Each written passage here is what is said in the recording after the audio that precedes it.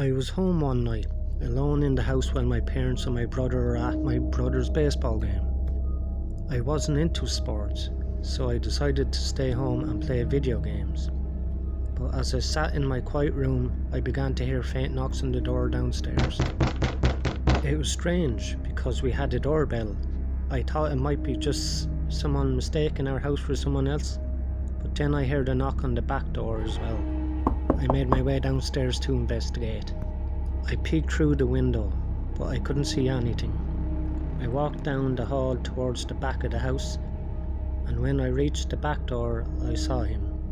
An older man with grey beard and flannel shirt was standing out on our back porch. He saw me and immediately tried to convince me to let him in, but I wasn't born yesterday, so I refused. He looked like an average everyday person, but there was something in the eyes that made me feel like he was just hiding something sinister. As I turned around to walk away, he called out to me. "I know you're alone in there." He began to pound on the door, trying to break it down. I panicked and ran back upstairs, locking myself in my dad's office. I could still hear him trying to break down the door, but I managed to grab the phone and dial 911. The operator answered. I could barely get the words out. My voice was still shaking with fear.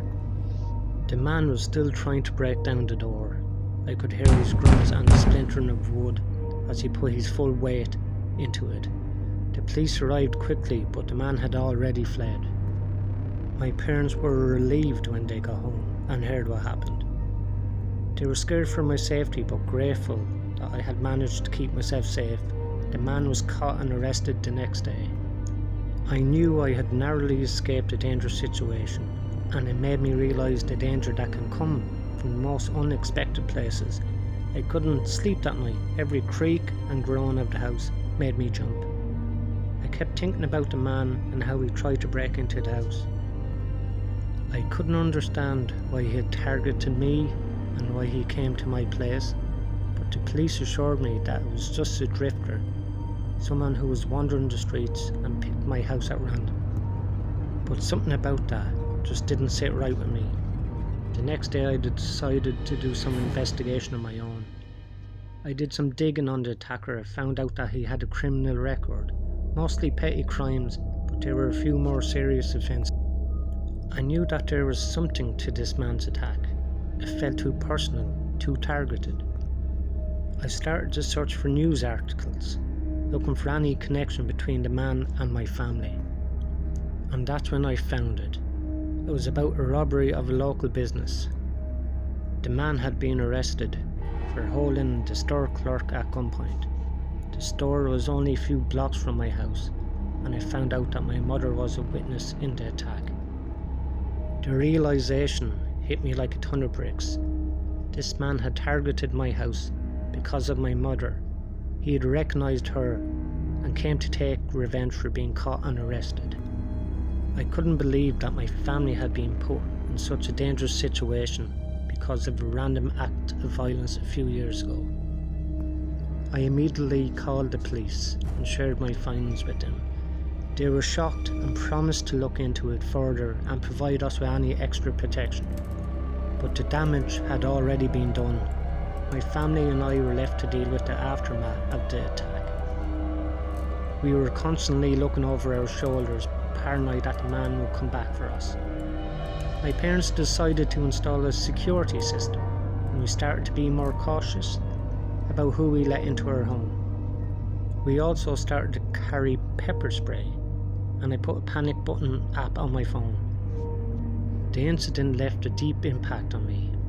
I started to have trouble sleeping, and I would often find myself checking the locks on the windows multiple times before going to bed. My parents tried to reassure me that we were safe now and that the man was in custody, but the fear was still there. It's been a few months since the incident, and although the fear has subsided, it's still there lurking in the back of my mind. This experience has taught me to never let my guard down and always trust my instincts.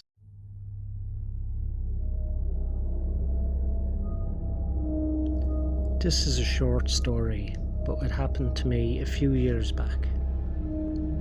I was about 12 years old when my parents started leaving me alone without a babysitter. It was really exciting at first to have the feeling of freedom.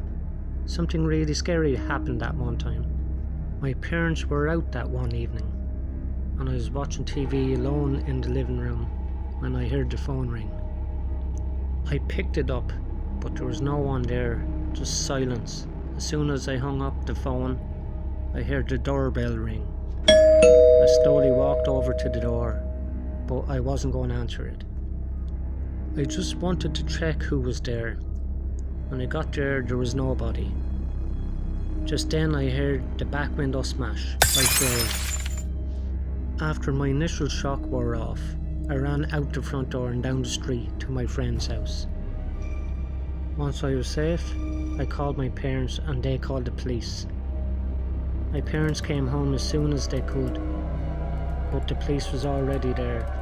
They searched the house and we learned that we had been robbed blind. The police officers told us that the person who broke in must have known I was alone. Over the next few weeks, I couldn't shake off the feeling that I was being watched. Every time the phone rang or someone came to the door, I would jump. I had nightmares about that break-in, and I would wake up in the cold sweat. My parents told me that I was safe, but I was still scared. One day my parents received a phone call. It was the police. They had caught the person who broke into our house. They said it was someone who was been watching the neighbourhood and must have seen my parents leave. He knew I was home alone, and then he saw his chance to break in. I was relieved to know that the person was caught. I was still really scared all the time. I was no longer excited about being home alone, and for about a year after, my parents started hiring a babysitter again. But it wasn't long before I was too old for a babysitter, and from then on I always made sure to keep my guard up.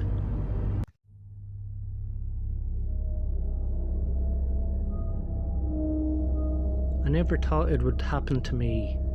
I always heard stories of kids being left home alone and something horrible happening, but I never thought I'd be one of them. I was 13 years old and my parents had gone out of town to visit family. It was summer, so I didn't have school either. I had a brother, but he was away at a friend's cottage at the time. My parents left me in charge of the house, and I was thrilled. Finally I had some freedom. However, freedom came with responsibilities, and soon realised that being home alone was not as much fun as I thought it would be. The first night was uneventful. I spent most of it watching TV and eating junk food. But in the morning I noticed that all the patio furniture in the backyard was thrown into our pool. I was shocked. We lived in a quiet neighbourhood and I didn't know who could have done it. It wasn't terrifying or anything. I figured out it was just neighbourhood kids goofing around, but I didn't know why they targeted us. I just pulled everything out of the pool and brushed off the incident. The next day was more the same. Video games, TV. Then I got bored and started snooping around the house.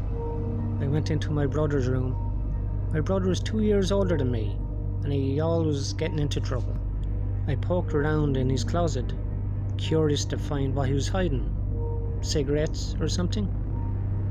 And in the bottom drawer of his dresser there was a false button with a hidden compartment in it. I found a gun and a large sum of money. I was shocked. I stumbled back, then I looked around some more and I found drugs hidden there. I had no idea that my brother was involved in drugs. I didn't know what to do. Then I remembered the incident with the patio furniture from the other day. What seemed like a harmless prank started to look like an ominous threat. If my brother had a gun, then he must have thought there was some reason that he might need it. I started to feel very alone and vulnerable. I sat in my brother's room for a while, contemplating my options. I could keep quiet and pretend that I never saw anything, or I could tell my parents. I knew my parents would be angry with my brother, and I didn't want to get him into trouble. However, after much deliberation, I knew that telling my parents was the right thing to do. I couldn't let my brother continue down this dangerous path. I called my mom and told her everything. I could hear her disappointment in her voice. She told me to stay in the home and not open the door for anyone.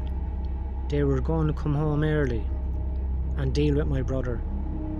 I spent the next few hours sitting in my room, waiting for my parents to come home.